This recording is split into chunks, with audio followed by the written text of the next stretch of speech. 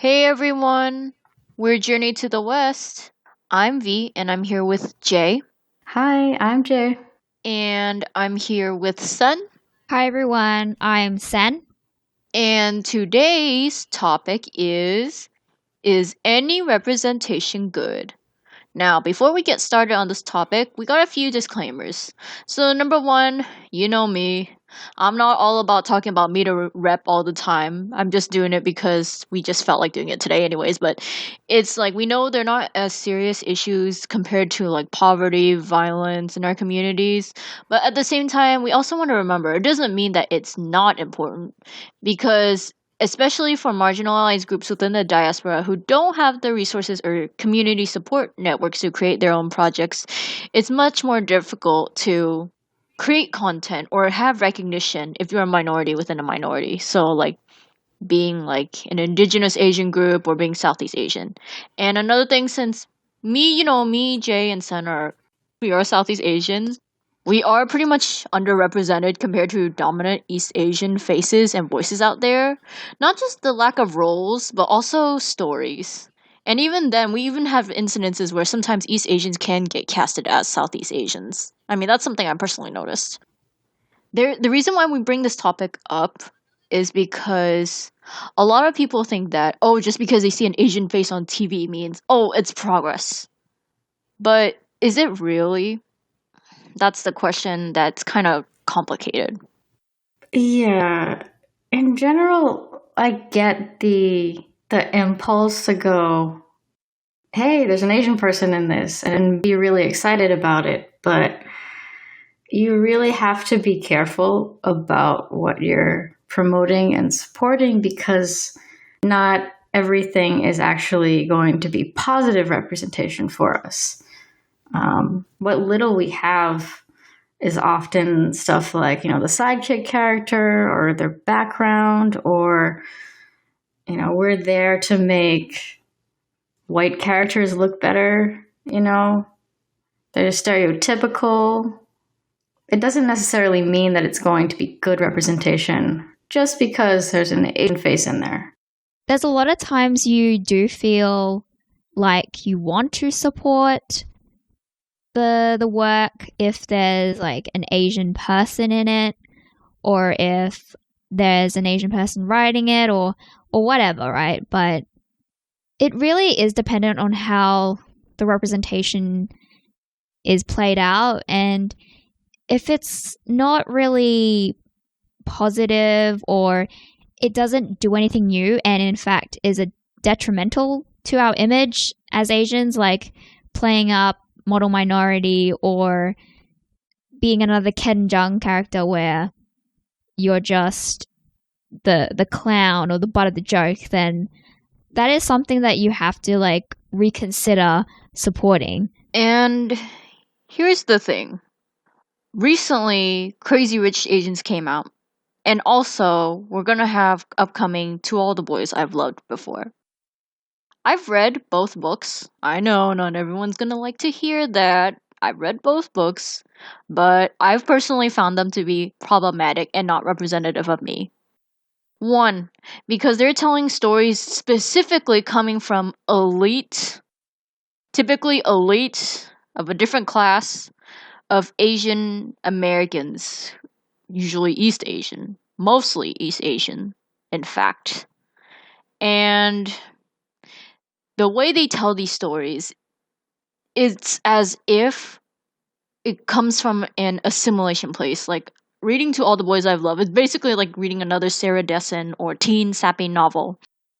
To me, with all due respect, it feels like I'm reading another copycat of those novels because it's like it's typical of someone who's a teenager, but it's this perspective of a white teenager who goes through just liking boys. Like I can't find that personally empowering because I feel like okay, of course we want that normal life, but guess what?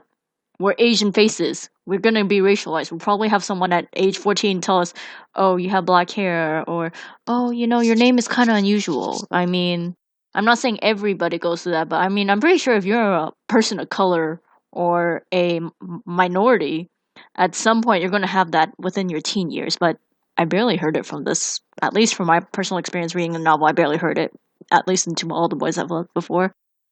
The point is, when we call out these critiques, when we're like critiquing this problematic representation, people don't see it as valid. Especially, unfortunately, it sucks when even our fellow Asian Americans enable the problem. They either shut us down when we critique them, and literally, like, they really do not take it well, or they're just like, but I mean, it's better than nothing, right? Except, no, it's not. And just because like we disagree with it, it's coming from a place of being marginalized. We're not just saying it. People might be like, "Oh, they're just bitter because they haven't made it." But it's like, you expect us to unconditionally support you. I mean, why should I support someone who is basically bougie and spending all their money and is gonna make money off people like us? Nah. And what's really troubling, like as Southeast Asians, we're always called on to support stuff that features East Asians. And okay, that's cool, but I feel like when the time comes for us to get our due, they're not going to be around conveniently because like they got theirs, so bye. Which is really not fair. So I don't think anybody should be obligated to support something if they feel that they're not represented in it. Like, obviously, not every project is going to be that perfect rep for everybody, but trying to force people to turn out for it or be like overly enthusiastic about it, that's not right.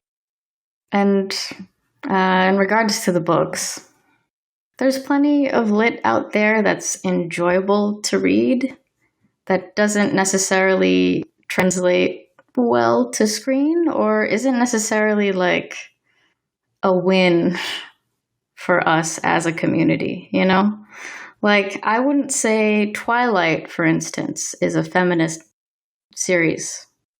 It can be enjoyable, but this isn't something to hang your hat on for like positive rep for strong women, because it really isn't. I mean, there's obviously some interpretations that try to swing it that way, but let's be real.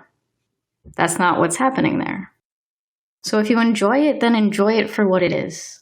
Don't try to make it bigger or any more important than it really is.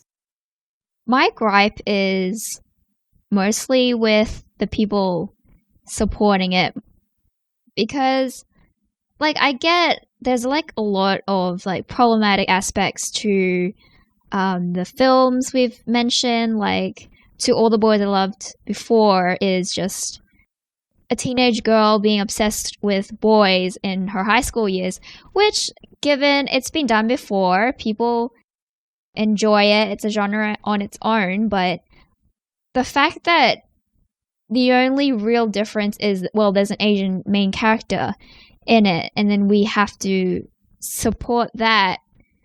Like, even as, like, a feminist, like, critique of it would arguably say it's not very empowering for women or young girls, so I don't really understand the push for that book and film to be the representation that Asian women want. And there's also like issues with, erasure of Asian men as love interests, but that's like a whole different can of worms. But there's also Crazy Rich Asians, where people have addressed the lack of Southeast Asian representation, and also the fact that I think people mentioned that the times that they are there, it's kind of in subservient roles to the rich, the crazy rich Asians, right? I think it's like very valid that people don't want to support it and may even boycott it because it misrepresents their image. But the problem that I see a lot is a lot of them, I think mostly East Asian as well, are going around telling people that we have to support this film for the greater good because we're not getting another film after this, apparently. And if we don't support it unconditionally, then there might not be any more Asian-centered films. Which is, it's a very dumb argument. But also, that the way they say it is more so like they're telling us to be quiet and don't be too negative. We need solidarity and all that. But like Jay mentioned, like when we get our quote unquote turn, right, because this is how it works, we get a turn after this, is that they'll come support us, which I don't really buy, because like if you really look at the current state of things, like we can't even get a lot of people to be supportive of these small like Southeast Asian like communities or organizations. So it just makes me really mad that we just have to shut up about our qualms and our concerns of the source material and just support it because it's going to benefit us eventually. Like this is supposed to be an investment for us and we'll see a return on it. And it's a very poor sales pitch. It's like a trickle-down economics. Like all the wins that they get are going to trickle down to us. Not so. Why can't they be in solidarity with us instead of us being in solidarity with them? Like, It's such a double standard, honestly. And another thing I want to add, seeing the posters on Crazy Rich Asians. I didn't watch the movie. I'm not going to watch the movie because I'm going to boycott it. But a lot of light-skinned people. Oh, colorism is another thing. But point being, the reason why I bring this up is because there's also another aspect of usually whiter passing or very Eurocentric or very acceptable passing people getting roles for Asian movies and all that. Yeah, that's the thing. It's almost like trickle down economics. It's like, oh, we'll also give you this success, but it's like lies. So the lead went to Henry Golding, who is a mixed Asian, specifically mixed with white. And while I'm not going to deny him his Asianness, because half Asians are certainly Asian too, that's not what the critique was about. There is this trend of casting Asians who don't look as stereotypically Asian for certain roles because that's more palatable. And it might be really difficult to see it from our perspective as diaspora. So I wanted to bring up an example from Philippine media because we've struggled a lot with colonialism and colonial mentality. That's a thing. That's like an official term. If you want to learn more about that, look up E.J. Ramos David. He's a Filipino psychologist. Anyway, he commented earlier this year about the show that they were making in the Philippines called Bagani. And it's meant to center the stories of indigenous people. They're mythological figures in Philippine history and mythology. And because they're indigenous, they're supposed to be darker skinned. They're supposed to have more, stereotypically indigenous Filipino features. But the two leads are actually half white. They're half white, half Filipino. And when they were getting criticism for this, a lot of the defense that they were throwing out was, oh, well, I'm Filipino too. This doesn't make me any less Filipino. I eat Filipino food. I speak Tagalog. I live in the Philippines. Nobody's saying that you are less Filipino or less Asian. People are just trying to point out that you have privilege because you have whiter looking features and because that's prized in our society and in our media. And just look around. Everybody is fucking light skinned. And there are plenty of half white, specifically white, half Asians in entertainment. This is the image that's being promoted. A bunch of people don't see themselves represented because there's this monopoly on entertainment. And instead of arguing with people, if you are in that position of privilege, you should use that position to help uplift the voices of more marginalized people. And I think a lot of people don't understand that, especially in the US or just in general diaspora, because they don't realize how harmful this can be to a society. But if we're living in a white dominated society, obviously there are going to be undertones of racism and racial bias. So we can't pretend that that's not at play here too. Like, I don't think it was wrong for him necessarily to get the role regarding Henry Golding, but I think it opens up a broader discussion about privilege that we should be having instead of dismissing. They couldn't even cast a full Asian man. And Constance Wu, by the way, is pretty lighter skinned compared to other women. And another thing, into all the boys I've loved before, Lara Jean is Eurasian, and then people have criticized because Lana Condor is a full Asian woman being casted in that role. So it's kind of like so much problematic stuff happening when it comes to media representation, which is why we cannot just like put our foot behind it and say, "Oh, it's totally okay to just keep doing this."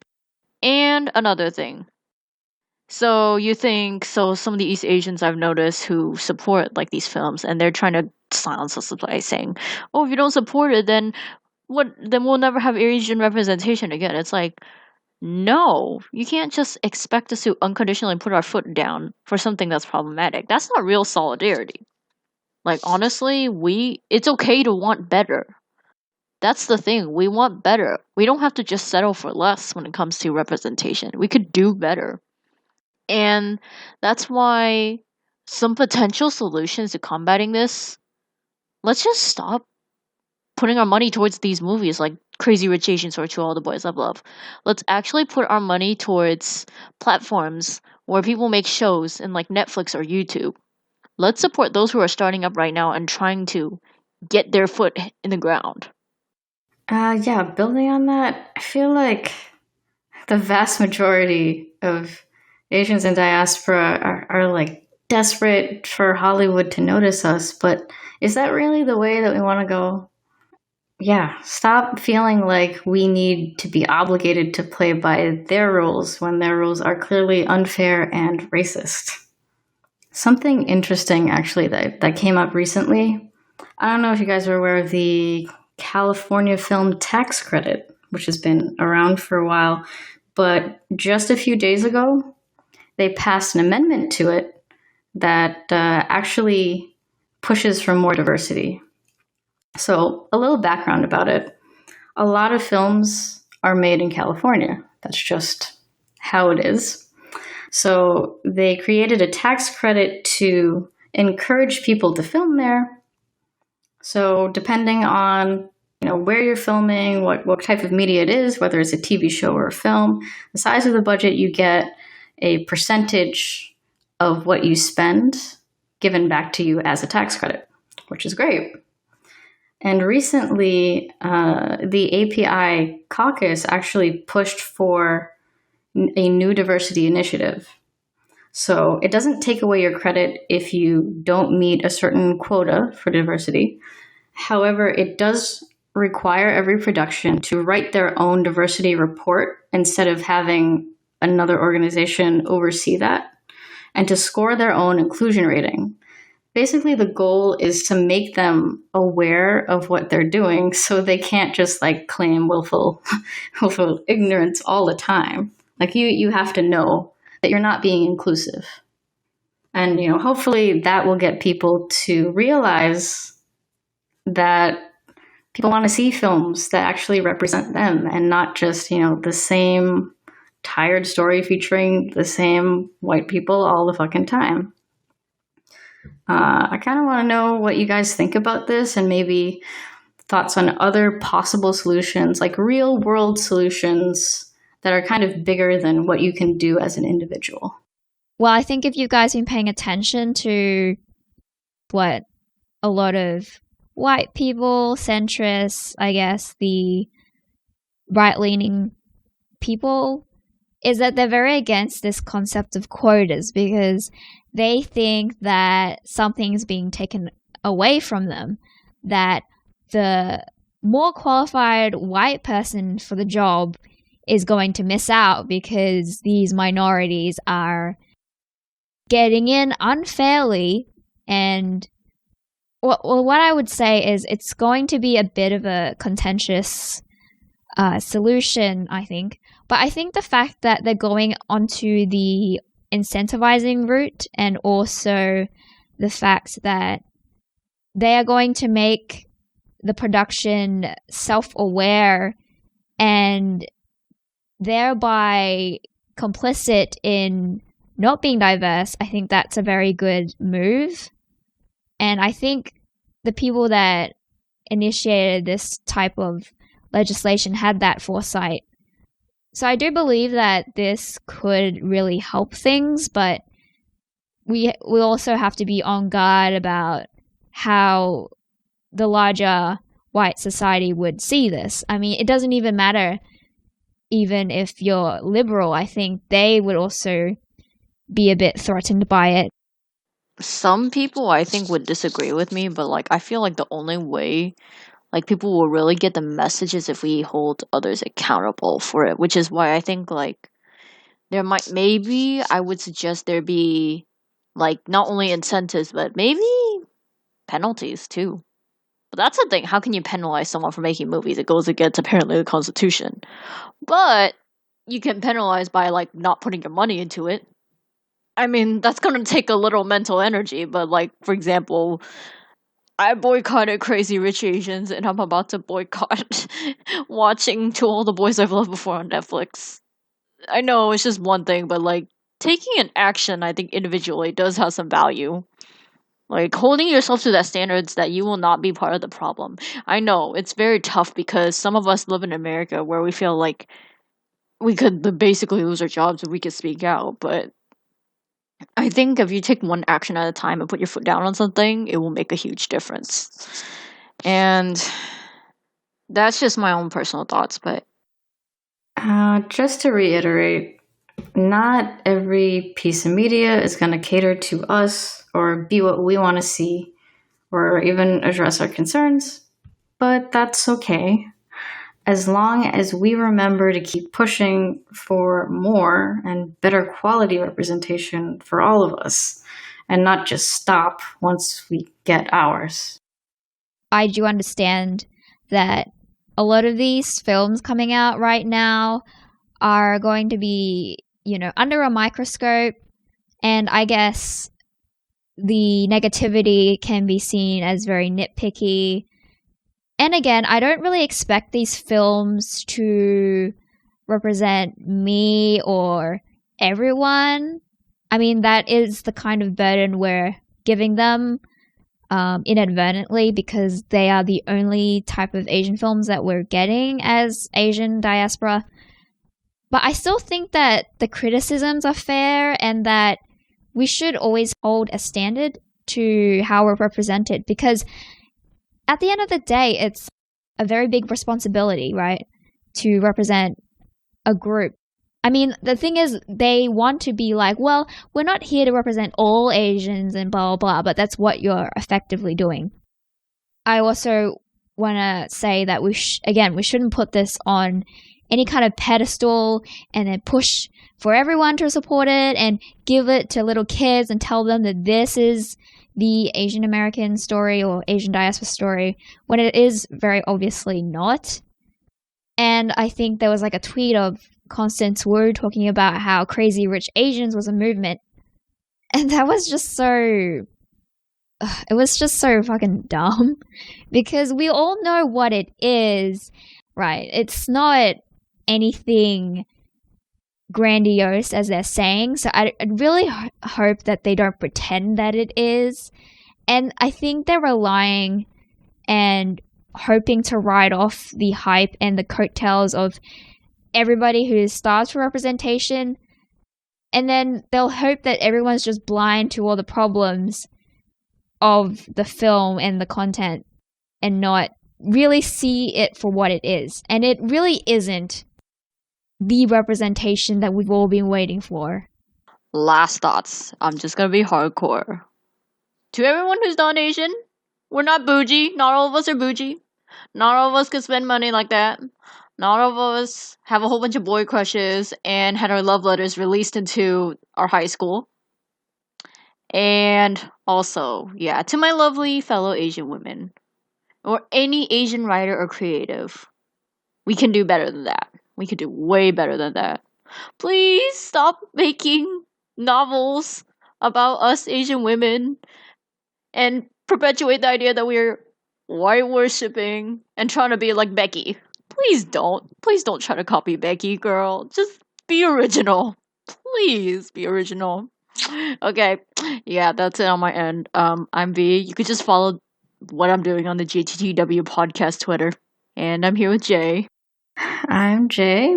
Thanks for listening. This was a little disjointed, but if you want some more information about specifically how Southeast Asians feel about representation, I have a whole article on it that's going to be posted below. Woot woot! And Sen? You can find me on Sentient on Twitter. This month of August is going to be like a whole whirlwind of emotions, so you guys should stay tuned for that. I may watch it for reviewing purposes, but I don't know. I think it's going to be a bit of a shitstorm, and I'm here for it. So, thanks for listening. We JttW, and we out.